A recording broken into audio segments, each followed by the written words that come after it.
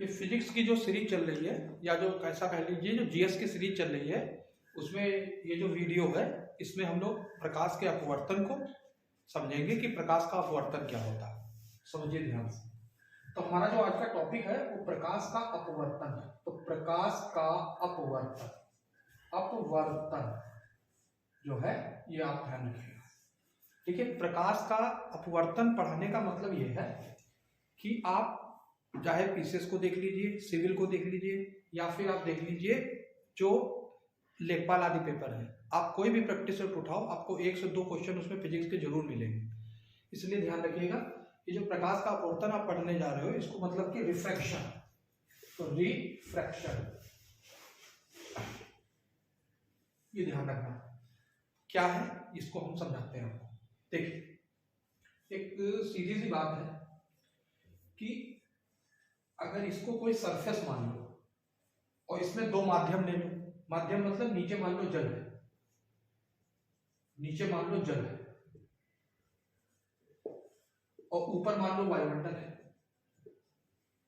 तो ये 2 माध्यम हो गए। ऊपर हवा वाला माध्यम हो गया, मतलब कि विरल हो गया, और नीचे का माध्यम जो है वो कैसा हो गया, सघन हो गया, डेंस हो गया, नीचे का माध्यम सघन हो गया। तो कहना ये चाह रहा हूं कि जब आप देखेंगे प्रकाश की किरण, आप सीधे जो आएगी वो एकदम सीधे निकल जाएगी बिना किसी विचलन के। परंतु अगर आप इसको थोड़ा सा तिरछा करते हो किरण, जैसे कि ये किरण, अगर ये किरण को आप थोड़ा सा तिरछा करो तो होना ये चाहिए कि ये सीधी निकल जाए, होना ये चाहिए कि सीधी निकल जाए जैसे यहां निकल गई, परंतु ऐसा नहीं होता है। और जब ये किरण हल्की से तिरछी की जाती है तब ये माध्यम बदल जाएंगे।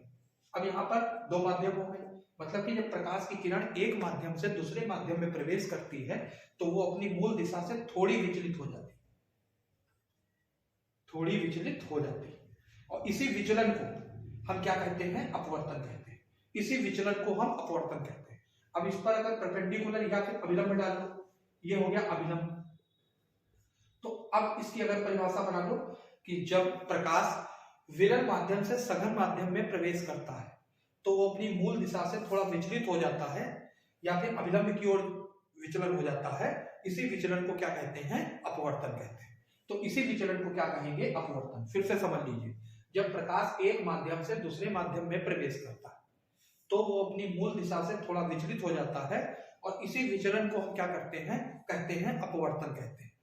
ये जो विचलन है या जो अपवर्तन है, इसके आपको कई उदाहरण मिलेंगे। अभी मैं एक एक उदाहरण स्पष्ट करूंगा।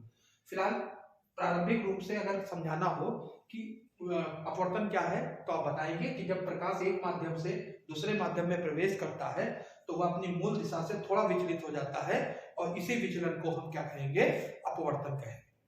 इसी विचलन को हम क्या कहते हैं, अपवर्तन कहते हैं। कौन सा माध्यम है, विरल से सघन।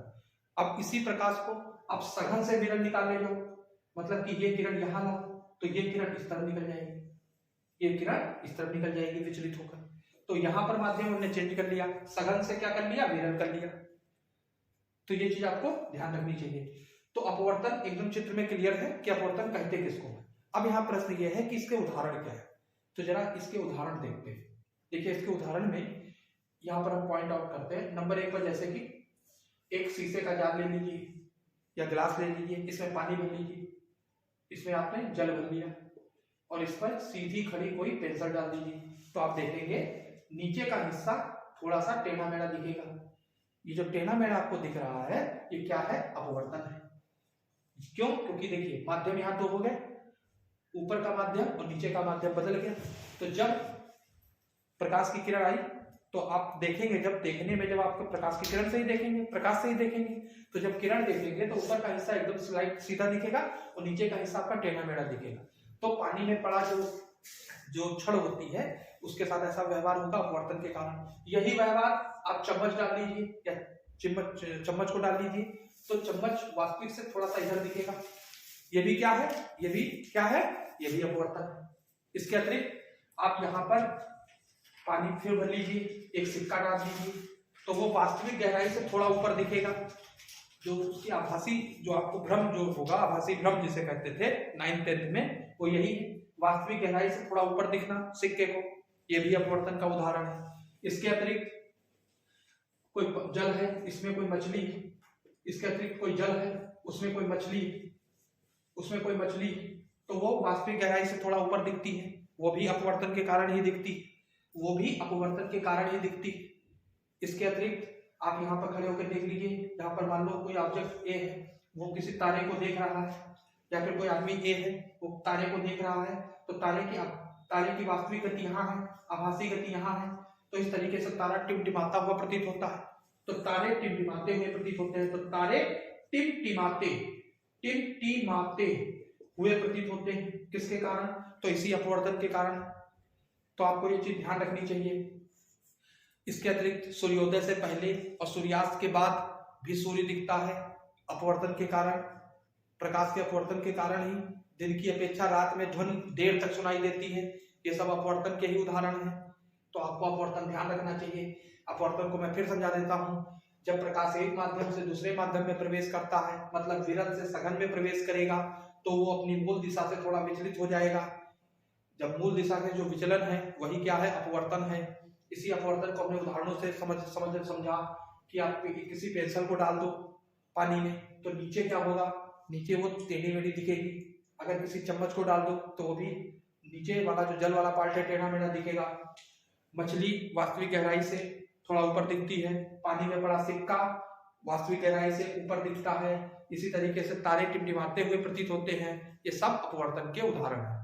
तो इस वीडियो में हमने अपवर्तन को देखा, चित्र से स्पष्ट किया और उदाहरणों से भी स्पष्ट किया।